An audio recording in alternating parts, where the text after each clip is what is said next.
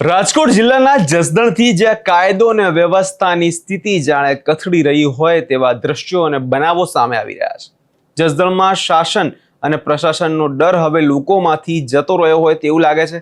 શું સમગ્ર મામલો અને આવું કેમ કેવું પડી રહ્યું છે તેની વાત કરશું આ વિડીયોમાં। નમસ્કાર, હું છું પ્રથમ મોદી, આપ જોઈ રહ્યા છો નિર્ભય ન્યૂઝ। જસદણ નગરપાલિકામાં ફરી એકવાર બબાલ સામે આવી છે, જ્યાં જસદણ નગરપાલિકામાં વધુ એક વખત લોહિયાળ ખેલ જે ખેલાયો છે અને મારામારીની ગંભીર ઘટના સામે આવી છે। જનતાના પ્રશ્નો ઉકેલવાને બદલે હવે સરેઆમ લાકડીઓ અને હુમલાની ભાષા હવે આ નગરપાલિકામાં બોલાવવામાં આવી રહી છે। જસદણ નગરપાલિકા વોર્ડ નંબર 1 ના મહિલા સદસ્યના પતિ પર જીવલેણ હુમલો કરાયો હોવાની આજે વિગતો જ્યારે સામે આવી છે, ત્યારે નગરપાલિકાની અંદર જ જનપ્રતિનિધિઓના પરિવારો સુરક્ષિત નથી, ત્યારે સામાન્ય જનતાનું શું થશે એક મોટો સવાલ અહીંયા ઊભો થઈ રહ્યો છે અને આના જ કારણે અત્યારે મામલો ગરમાયો છે। સમગ્ર વિવાદની પાછળનું કારણ જો જોઈએ તો કંઈક બાબતે આ લોહિયા ખેલ ખેલાયો તેના પર નજર કરીએ તો પાણીના ટાંકા નાખવા જેવી એક સામાન્ય અને વિકાસશીલ બાબતે આખી મારામારી થઈ હોવાનું પ્રાથમિક તબક્કે અત્યારે જાણવા મળી રહ્યું છે।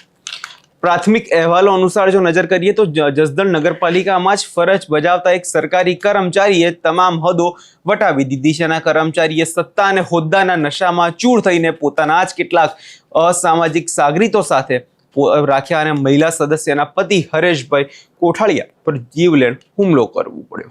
એક તરફ સરકાર ડિજિટલ ઇન્ડિયા સુરક્ષાની વાતો કરે છે અને બીજી તરફ પાલિકાના જ કર્મચારીઓ ગુંડાગર્દી પર ઉતરી આવે છે। આમ પણ ગુજરાતમાં જોવા જઈએ તો સરકારી બાબુઓની દાદાગીરી કંઈક ઓછી તો છે જ નહીં।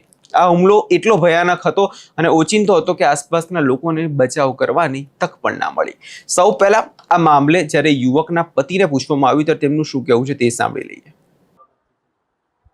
બાબત તો એવું હતું, 2 દિવસથી કર્મચારી પાણીનો ટાંકો મેં કીધેલો હતો, એટલે પાણી 1.5 દિવસથી આવ્યું નહોતું ટાંકાનું। હું રજૂઆત કરવા ગયો અને કર્મચારીને મેં ફોનમાં કીધેલું ભાઈ તમે ધ્યાન દો, વોર્ડ નંબર 1માં બધા અત્યારે હેરાન થાય છે, પણ ટૂંકમાં મને ટાર્ગેટ જ કરવામાં આવેલો।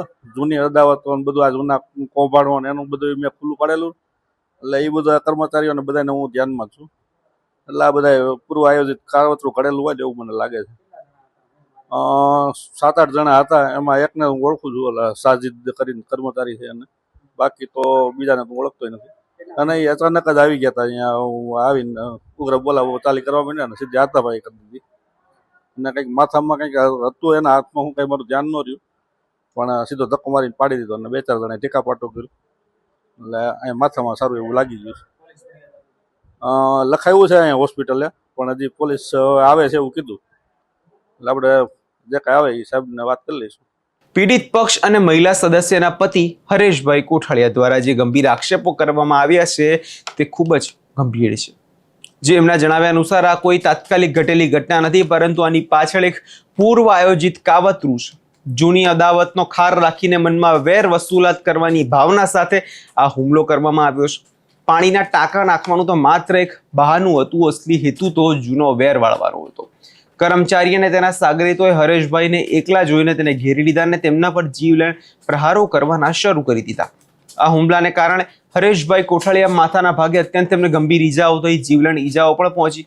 હુમલાની ગંભીરતાને જોતા ઈજાગ્રસ્ત હરેશભાઈ કોઠાળિયાને તાત્કાલિકના ધોરણે લોહિયાળ હાલતમાં જસદણની સિવિલ હોસ્પિટલ ખસેડવામાં આવ્યા, જ્યાં હાલમાં ડોક્ટર તેમની ટીમ દ્વારા તેમની તપાસ ચાલી રહી છે। સિવિલની બહાર અત્યારે જોવા જઈએ તો લોકો અને તેમના સમર્થકો જે છે તેના ટોળે ટોળા ઉમટી પડ્યા છે।